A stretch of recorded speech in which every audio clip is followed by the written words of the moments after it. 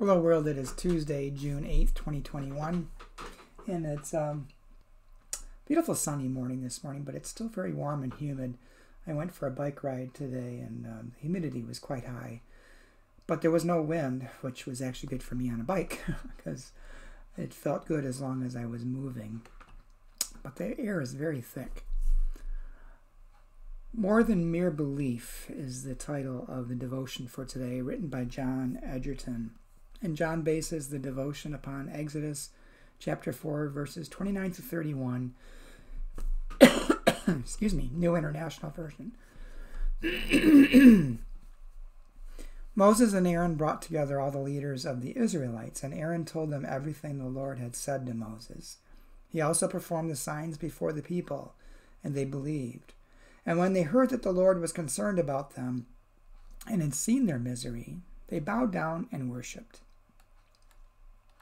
And John writes, Aaron has finished up performing miracles for the people, signs convincing enough to make them believe that God is very real and very powerful. But mere belief is not enough. After all, the people believe lions to be very real and very powerful. The people believe Pharaoh's army to be very real and very powerful. That's not what God is after. It's only when Aaron tells the people that God sees their misery that belief becomes worship. It's only when Aaron tells the people that God is concerned about them, that they become God's people. The mere existence of God is not enough to count as good news to a people in deep distress. But a God who sees their misery and is concerned for them, that is a God worthy of worship. Needing something from God doesn't make your faith deficient. Being in deep need is what makes your faith more than mere belief. Where are the places of misery in your life?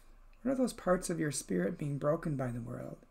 Turn to God, holding those broken places in your hands before you like precious offerings to God. Because they are precious to God. The God who already knows your misery and is concerned for you. In prayer. God, there is so much breaking inside me. Pour your healing blessings on my bowed head. Amen. Well, this devotion, I think, is important to me for a couple different reasons. One of which is that I think sometimes some people think that people of faith should always be cheerful and always be positive and think everything is great, and that's not true. I think it takes deep faith to admit your brokenness and your need for someone's presence. I think the other thing it brings to mind is that just because you're going through trouble and you're struggling or feeling bad doesn't mean that God caused anything to happen. Certainly not. But also, it doesn't mean that God's not present there. God, even when things happen and you're angry, God can take your anger and your fear and your sorrow and be present with you each and every day.